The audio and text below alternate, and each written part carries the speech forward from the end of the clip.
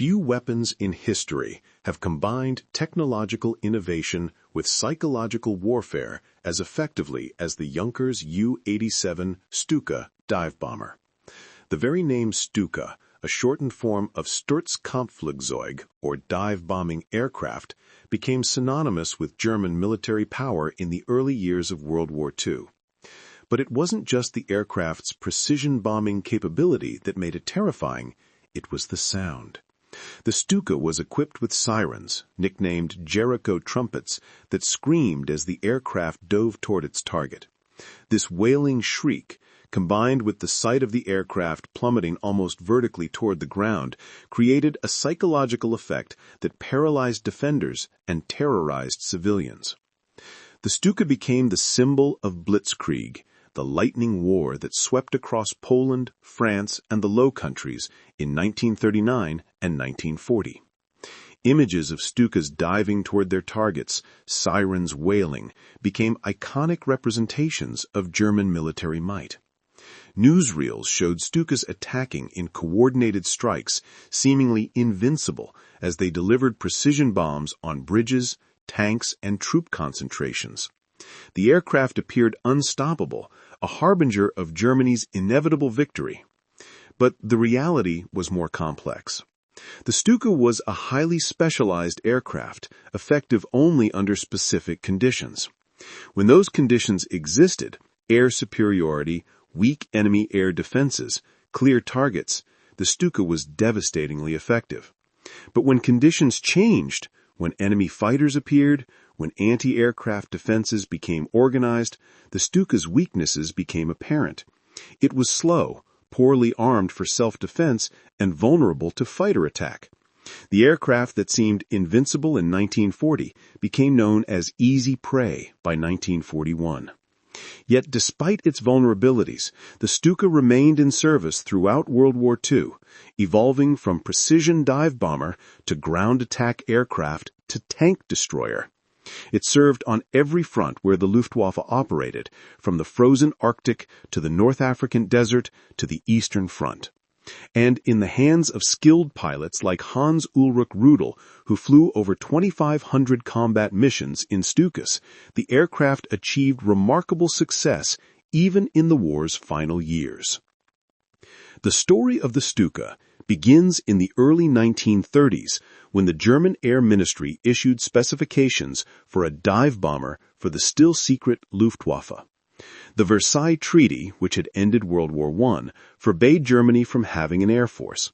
But German military planners had been covertly developing aviation technology throughout the 1920s and early 1930s. By 1933, with Hitler's rise to power and Germany's increasing disregard for Versailles restrictions, these secret programs moved toward production. The Junkers Company, one of Germany's leading aircraft manufacturers, submitted a design that would become the U-87. The chief designer was Hermann Pohlmann, an experienced engineer who had worked on numerous Junkers aircraft. Pohlmann understood that a dive bomber required specific characteristics. It needed to be strong enough to withstand the tremendous stresses of a vertical dive, stable enough to allow accurate bomb aiming during the dive, and capable of pulling out of the dive safely with enough altitude to avoid ground fire. Pohlmann's design featured inverted gull wings that angled downward from the fuselage before angling upward toward the tips. This distinctive configuration served multiple purposes. It allowed the main landing gear to be shorter and stronger as the wings were lower at the point where the gear attached. It improved the pilot's downward visibility, crucial for dive bombing, and it contributed to the aircraft's structural strength, important for withstanding dive stresses.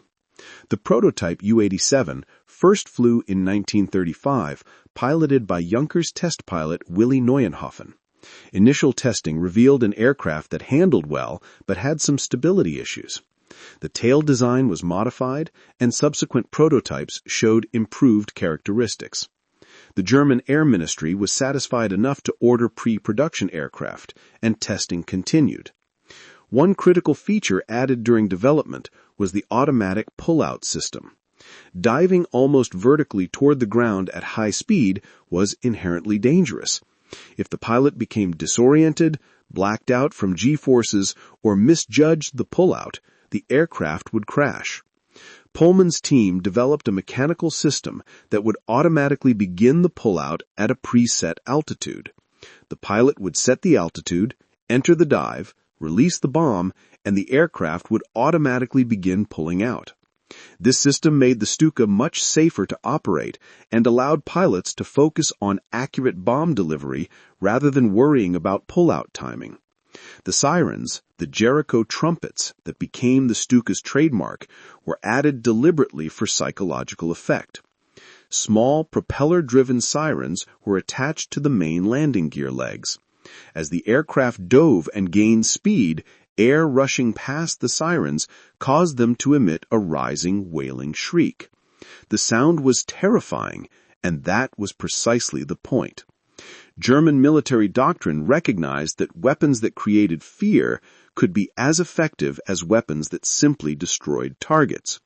The Stuka's sirens turned each bombing run into psychological warfare.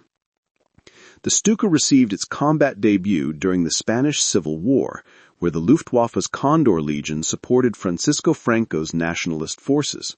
Several U-87As, the initial production version, arrived in Spain in 1938. They were used for ground attack and dive bombing missions, testing tactics and operational procedures that would later be refined for World War II. The Spanish experience proved the Stuka's effectiveness, but also revealed vulnerabilities when facing determined fighter opposition. The pilots and ground crews learned valuable lessons in Spain. They discovered that the Stuka needed fighter assistance when enemy fighters were present. They refined dive bombing techniques, determining optimal dive angles and release altitudes for different target types. They learned to coordinate with ground forces, providing close air support that would become a hallmark of German blitzkrieg tactics. These lessons would prove invaluable when the Stuka entered large-scale combat in 1939. By the time Germany invaded Poland on September 1, 1939, the Luftwaffe had approximately 336 operational Stukas, primarily the improved U-87B model. This version had a more powerful engine, the Junkers Umo 211, producing 1,200 horsepower and improved armor protection. Maximum speed was about 242 miles per hour, though this was still slow compared to contemporary fighters.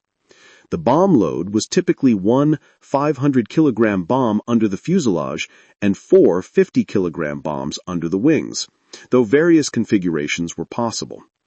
The Polish campaign showcased the Stuka at its most effective. German forces employed combined arms tactics that would define blitzkrieg, fast-moving armored columns supported by dive bombers that served as aerial artillery. Stukas attacked Polish fortifications, destroyed bridges to disrupt Polish movements, and struck troop concentrations and supply columns. The psychological effect was enormous. Polish soldiers, already facing overwhelming German armor and artillery, now faced aircraft that dove almost vertically toward them with sirens screaming. Polish defenses were unable to counter the Stuka threat effectively. The Polish Air Force, equipped with obsolescent fighters and overwhelmed by German numerical superiority, couldn't provide adequate air cover. Polish anti-aircraft defenses were insufficient to stop the dive bombers. The result was a demonstration of the Stuka's capabilities that convinced German military leaders and the world that the dive bomber was a war-winning weapon.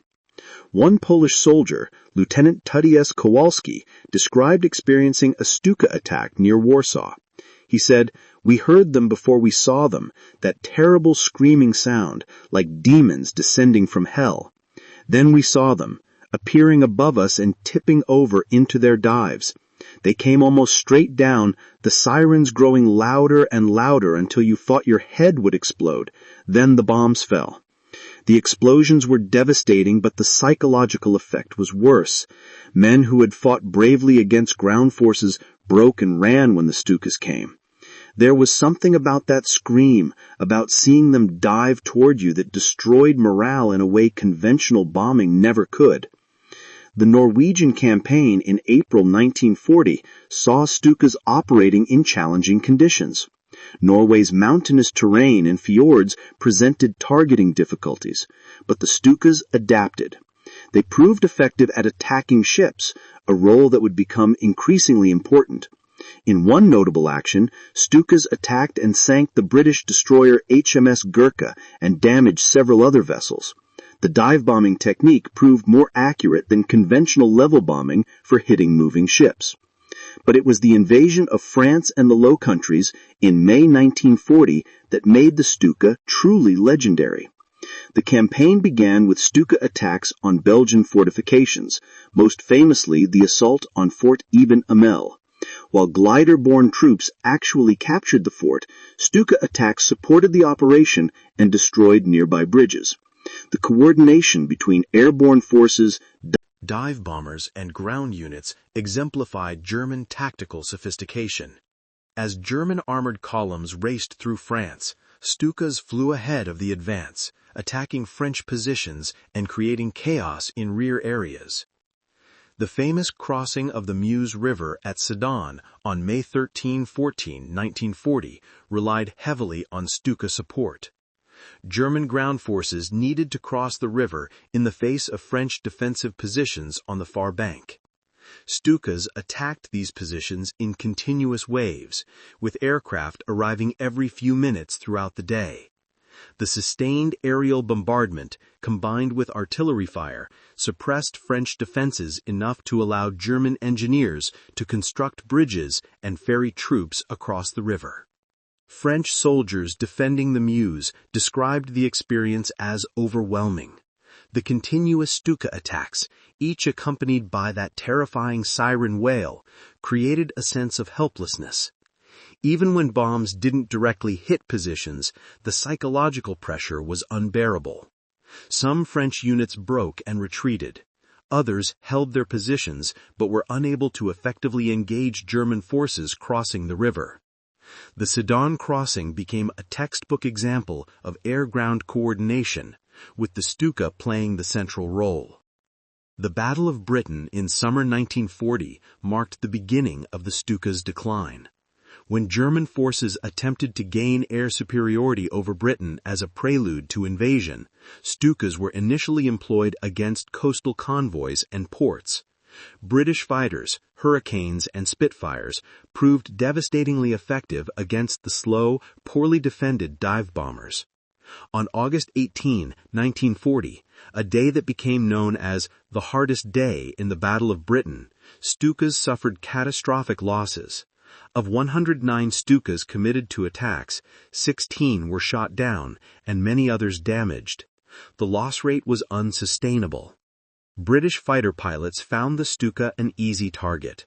Squadron leader Tom Gleave of RAF 253 Squadron described engaging Stukas. Quote, "They were sitting ducks. Once you got past their fighter escort, if they had one, the Stukas were slow and poorly armed. Their rear deader had a single machine gun that wasn't very effective. We could attack from almost any angle and they couldn't evade effectively. I shot down 3 Stukas in one engagement. It was almost too easy. I almost felt sorry for the crews, but this was war." End quote. After the heavy losses over Britain, Stukas were withdrawn from the main battle. They continued operating in secondary roles, but the myth of Stuka invincibility was shattered. The aircraft that had seemed unstoppable in Poland and France had proven vulnerable when facing modern fighters and organized air defenses. This lesson would be reinforced repeatedly throughout the rest of the war. The Mediterranean theater saw extensive Stuka operations. In North Africa, Stuka supported Rommel's Africa Corps, attacking British positions and supply columns. The desert environment presented challenges. Heat, dust, and sand affected engines and equipment, but Stukas adapted, continuing to provide close air support for German and Italian ground forces. In the Mediterranean, Stukas attacked Allied shipping, achieving notable successes against Royal Navy vessels. The most dramatic Stuka success in the Mediterranean came during the German invasion of Crete in May 1941. Stukas supported German airborne forces capturing the island, attacking Allied defensive positions and ships attempting to evacuate Allied forces.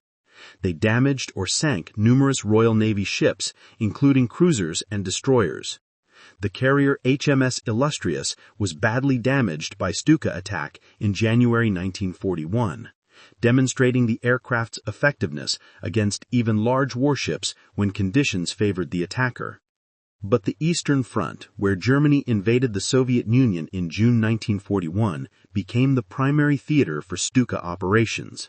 The vast scale of Operation Barbarossa required enormous air support, and Stukas were committed in large numbers. Initially, they were devastatingly effective. Soviet air defenses were poorly organized, Soviet fighters were often obsolescent or poorly flown, and targets were plentiful. Stukas wronged almost at will, attacking Soviet armor, troop concentrations, supply columns, and fortifications. Stuka pilot Hans-Ulrich Rudel, who would become the most decorated German serviceman of World War II, began his combat career on the Eastern Front. Rudel flew his first combat mission on June 23, 1941, the second day of the invasion. He would go on to fly 2,530 combat missions, more than any other pilot in history. His memoirs describe the early Eastern Front operations. Quote, "We had complete air superiority. Soviet aircraft were no match for our Bf-109 escorts, and their anti-aircraft fire was often inaccurate. We could dive on targets with confidence, knowing we would probably return safely. The targets were everywhere: tanks, trucks, artillery, troops.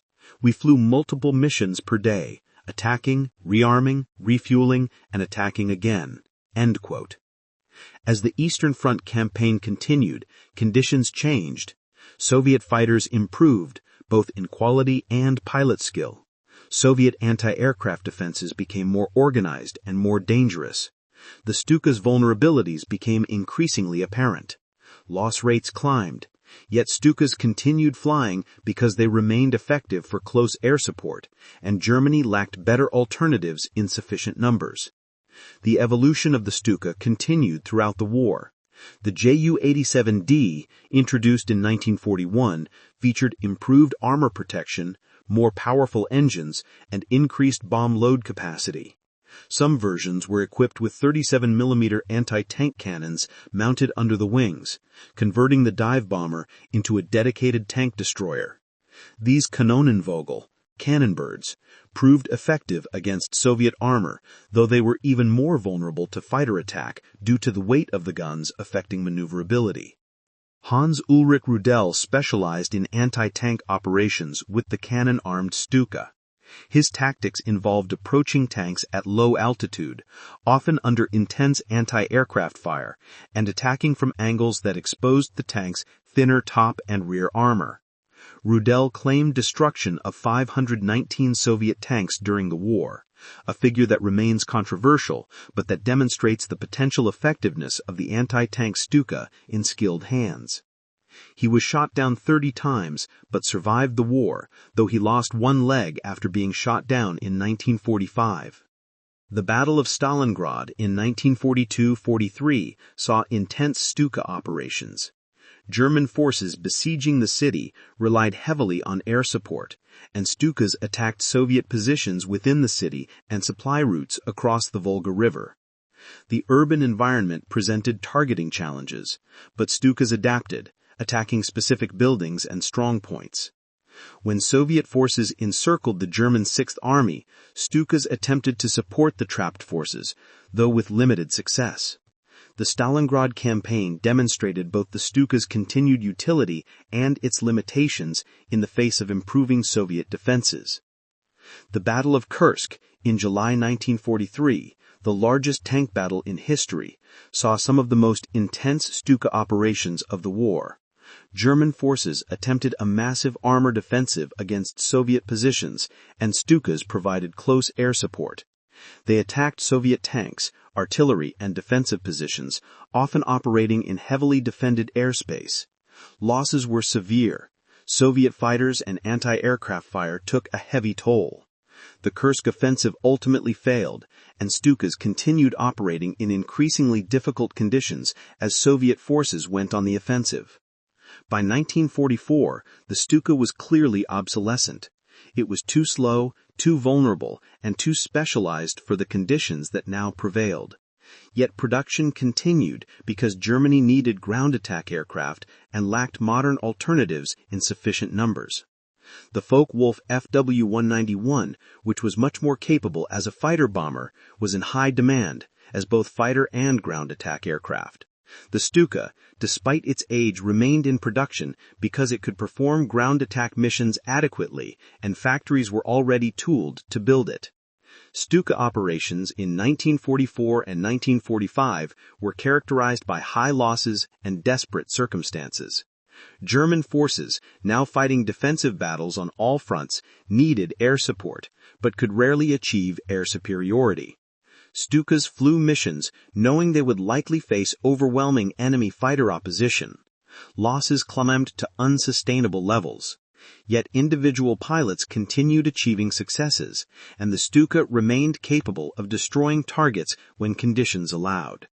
The final Stuka operations of the war took place in early 1945 as Soviet forces advanced into Germany itself. Stukas attacked Soviet armor and troops, often flying from improvised airfields as regular bases were overrun. By this point, many Stuka units were equipped with FW-190s or other aircraft, but some Stuka units continued operating until the very end. The last recorded Stuka combat mission was flown on May 8, 1945, the day Germany surrendered. Production statistics tell the story of the Stuka's importance to the Luftwaffe. Approximately 6,000 Ju-87s of all variants were built between 1936 and 1944. This made it one of the more numerous German aircraft types. The Ju-87B was the most common early version. The Ju-87D, with improved capabilities, was produced in the largest numbers, about 3,600 aircraft. The specialized anti-tank versions with 37mm cannons saw limited production but proved their worth on the Eastern Front.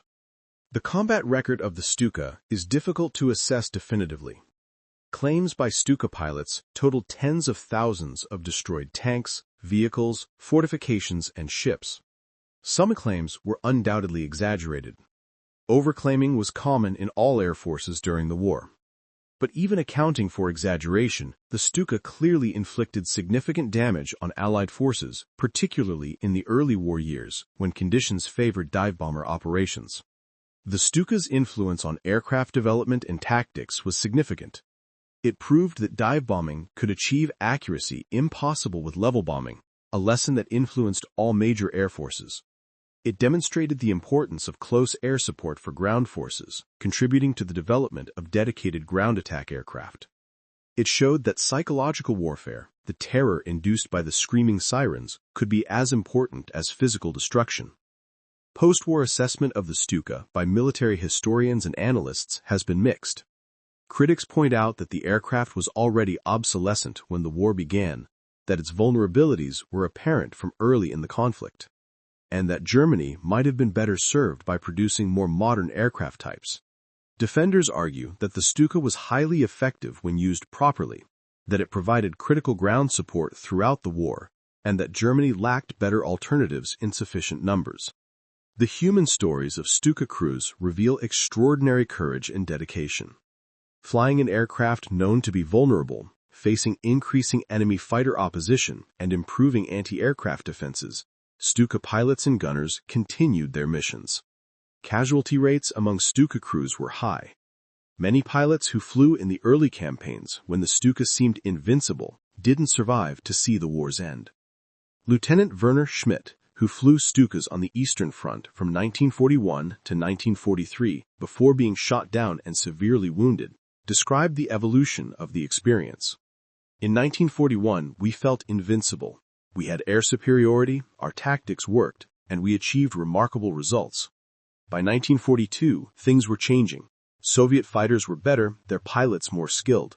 Their anti-aircraft fire was more accurate. We started losing more aircraft. By 1943, every mission felt like it might be your last. You knew you were flying an obsolete aircraft into increasingly dangerous skies, but you did it because your comrades on the ground needed the support. When I was shot down, I actually felt relief mixed with the fear. I had survived. Many of my friends didn't. The rear gunners, who sat in the exposed rear cockpit with only a single machine gun for defense, faced particularly dangerous conditions. When enemy fighters attacked, the rear gunner was the only defense. The single 7.92mm MG-15 or MG-81 machine gun was inadequate against the multiple cannons and machine guns of Allied fighters. Rear gunners had high casualty rates, and the position required exceptional courage. Unteroffizier Karl Hoffmann, who served as a rear gunner in Stukas on the western and eastern fronts, survived the war despite his aircraft being shot down 3 times. Being a rear gunner in a Stuka was terrifying. You could see enemy fighters coming and you knew your single machine gun probably wouldn't stop them. You fired anyway, hoping to throw off their aim. When they hit your aircraft, you felt every impact.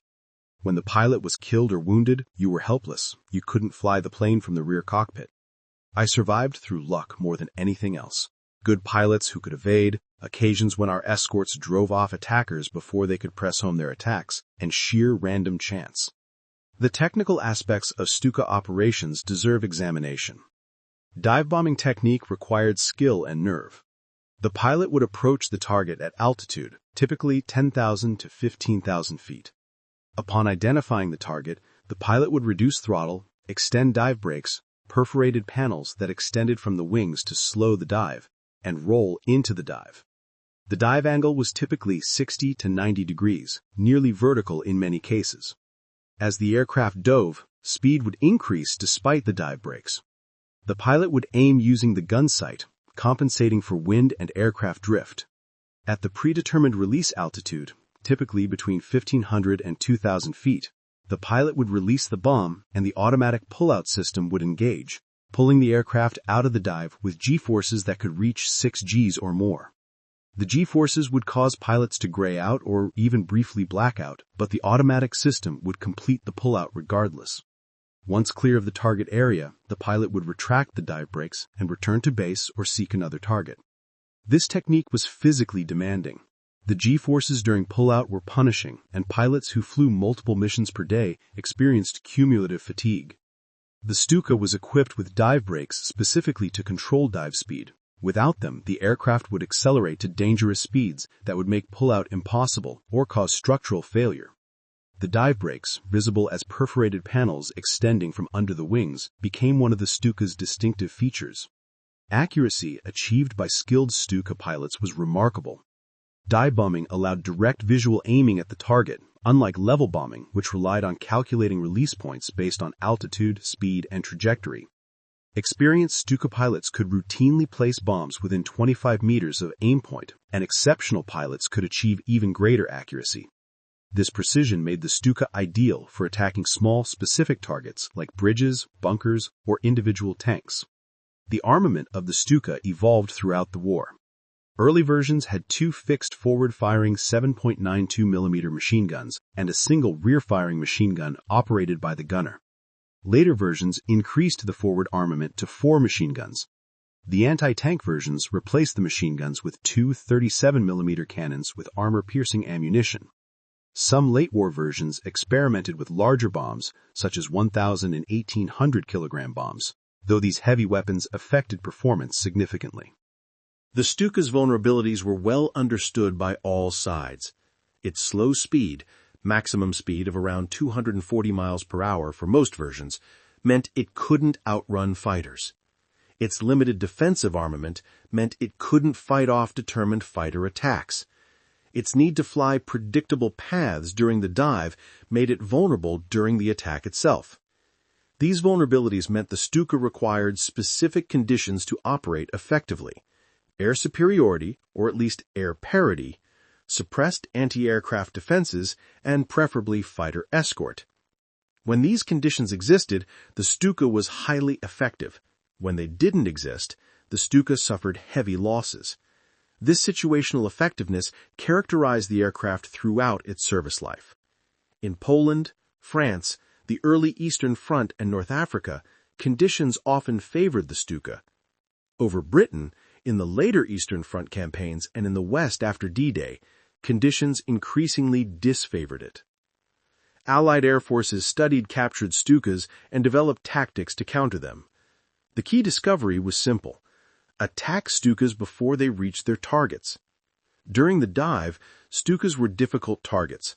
They were moving fast, changing altitude rapidly, and focusing on their target rather than defense.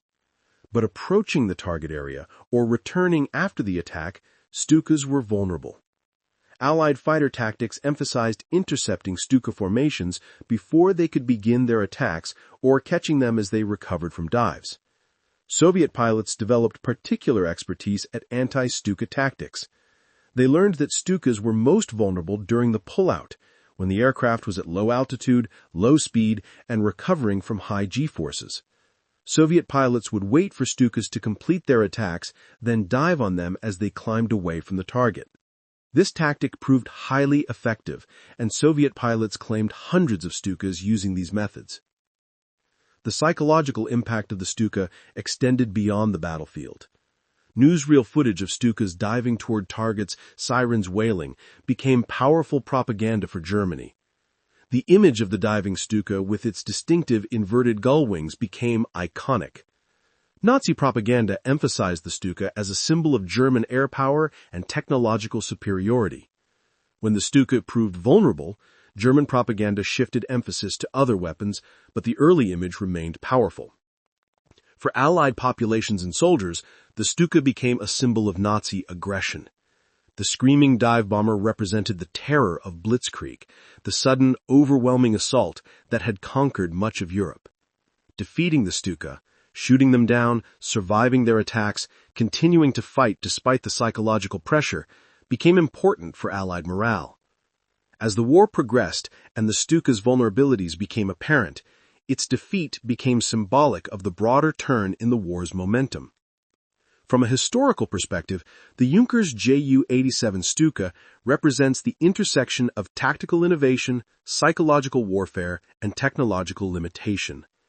It was designed for a specific role, precision dive bombing in support of ground forces, and it performed that role exceptionally well under appropriate conditions. But it was also a specialized weapon that couldn't adapt to changing circumstances as effectively as more versatile aircraft. The Stuka's legacy is complex. It achieved remarkable successes in the early war years, demonstrating the potential of dive bombing and close air support. It became one of the most recognizable aircraft of World War II, symbolic of German military power and technological superiority. But it also demonstrated the dangers of over-specialization, the importance of air superiority, and the vulnerabilities of obsolescent aircraft in modern warfare. Modern military analysts studying the Stuka often focus on its tactical employment rather than its technical characteristics. The coordination between Stukas and ground forces, the integration of air power into combined arms operations, and the emphasis on precision attack rather than area bombing, these tactical innovations influenced military doctrine worldwide. Modern close air support, while using vastly more capable aircraft, employs concepts pioneered in part by Stuka operations. The men who designed, built, and flew the Stuka couldn't have anticipated its complete legacy. Hermann Pohlmann and his team at Junkers created an aircraft optimized for a specific tactical role. Luftwaffe pilots flew it in combat, achieving remarkable successes and suffering terrible losses. Ground crews maintained it under difficult conditions on airfields from Norway to North Africa to the Soviet Union. Together, they created a combat record that, despite the aircraft's ultimate obsolescence, demonstrated both the potential and the limitations of specialized military aviation. From the first prototype flight in 1935 to the final combat mission in May 1945, from the skies over Poland to the ruins of Germany, from the terrifying siren wail that gave it its fearsome reputation to the vulnerability that made it easy prey for enemy fighters, the Junkers Ju-87 Stuka wrote its place in history. It was the screaming demon of Blitzkrieg, the symbol of German air power, the terror weapon that paralyzed defenders with psychological impact as much as physical destruction. And it was a lesson in the importance of air superiority, the dangers of obsolescence, and the reality that specialized weapons are only effective when conditions favor their employment. The Stuka's howl has long since faded from the skies, but its impact on military aviation and its place in the history of World War II endure.